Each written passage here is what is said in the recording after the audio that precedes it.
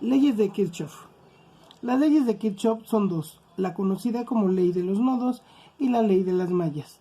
En la ley de los nodos nosotros sabemos que todas las corrientes que entran a un nodo deben ser cero, de tal manera que las corrientes que entran deben ser igual a la sumatoria de las corrientes que salen.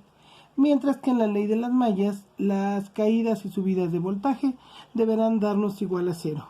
Existe lo que denominamos el nodo. El nodo es el punto en donde las corrientes inciden y pueden entrar o pueden salir, siempre considerando que si la corriente entra va a tener signo positivo, pero si la corriente sale tendrá signo negativo.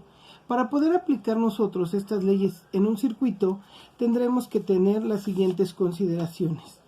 Tenemos nuestro circuito. Una vez que tenemos nosotros el circuito, debemos de tener claro, el sentido convencional dice que la corriente va a ir del polo positivo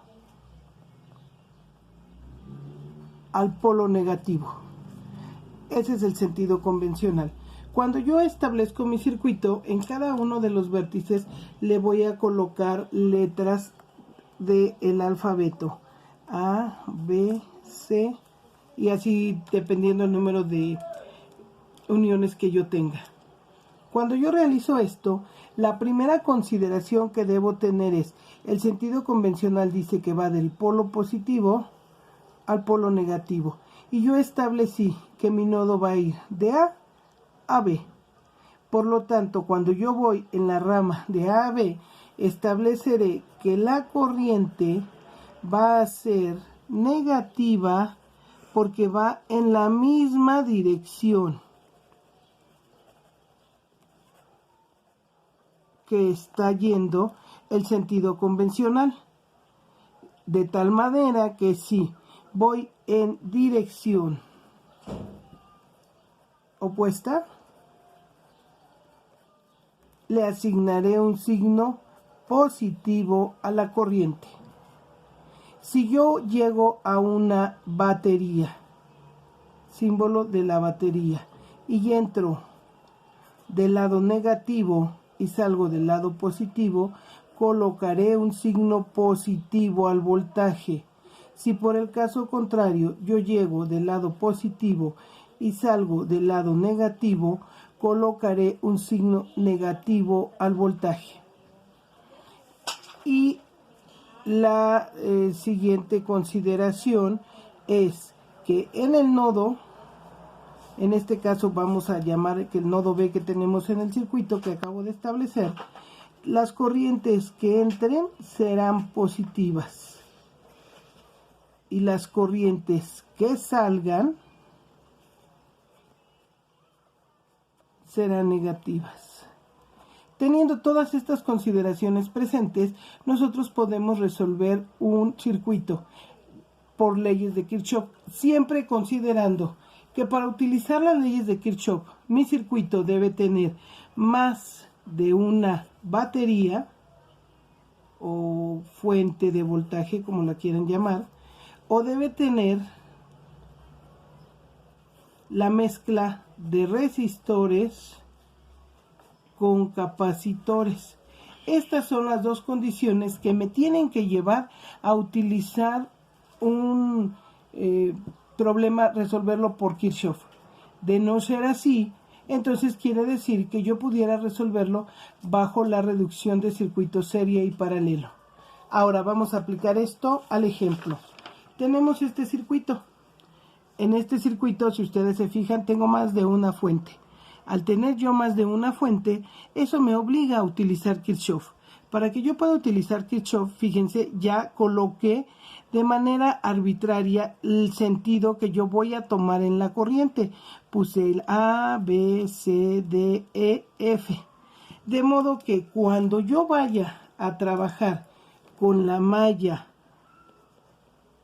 A, B, E, F, A, tengo que establecer todo lo que mencionamos. Y empiezo de A a B. ¿Qué tengo? Tengo la resistencia 1 por la corriente 1. La corriente en algunos casos no la marca el ejercicio. Si la maneja en el ejercicio, nosotros ya no tenemos más que respetar el sentido convencional. En este caso, este ejercicio sí la marca. Y si no, bueno, será lo primero que tengamos que hacer, establecer cuál va a ser la dirección.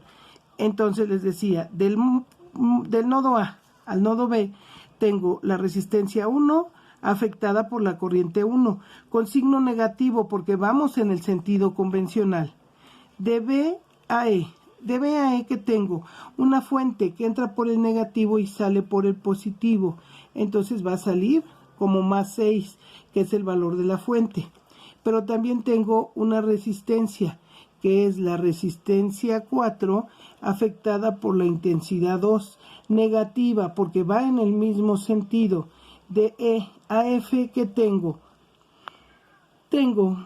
la resistencia 3 afectada por la corriente 1.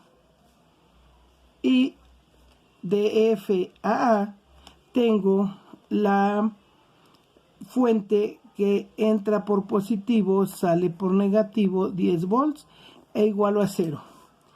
Le ponemos números. Tenemos menos 2 por la corriente 1, más 6. R4 vale 3 por la corriente 2. R3 vale 4 por la corriente 1 y los 10 volts. Y puedo hacer mi reducción. Tengo menos 6 y 1, menos 3 y 2, menos 4. Y tengo la primera ecuación, que la obtuve de la primera malla. Ahora voy a la siguiente malla. Ahora tengo la malla B, C, D, E, B. Y voy a hacer exactamente lo mismo. Voy a ir de B a C y me encuentro que tengo el resistor 2 afectado por la corriente 3 en la misma dirección, signo negativo. Voy de C a D y encuentro que tenemos un voltaje de 4 volts que va a salir por el lado negativo. También tengo la resistencia 5 afectada por la intensidad 3, pero en este caso, como va en la misma dirección, le pongo signo negativo. Del punto D al punto E no tengo nada. Y entonces voy ahora del punto E al punto B y me encuentro que tengo la resistencia 4 afectada por la intensidad 2, pero en este caso, si se fijan, la intensidad baja y yo voy subiendo. Es ahí donde voy en el sentido opuesto y le pongo positivo. Y llego a la fuente. En la fuente salgo del polo positivo y entro al polo positivo y salgo al negativo, y entonces le coloco 6. Y eso va a ser igual con 0. Coloco valores. R2 vale 4 por I3 menos el voltaje, que es 4. R5 vale 2 por I3 negativo. R4 vale 3 por I2 y finalmente 6. Y eso me da igual con 0. Hago la reducción. Para hacer la reducción me quedan 6 I3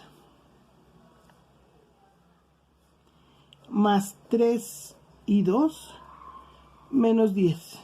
Y eso es igual con 0. Y tengo la segunda ecuación. Pero resulta que cuando yo trabajo con Kirchhoff, tengo que tener tantas ecuaciones como corrientes. Me está haciendo falta una ecuación. ¿De dónde la saco? Justamente de los nodos. Y voy al nodo que está marcado con la letra B. El nodo marcado con la letra B equivale a que nosotros tengamos que la corriente 1 entra, la corriente 2 sale y la corriente 3 sale. Y esto es igual con 0. Hasta aquí, chicos, es lo que son leyes de Kirchhoff. Voy a poner otro video en el que les voy a poner la resolución del sistema de ecuaciones, pero hasta aquí es Kirchhoff.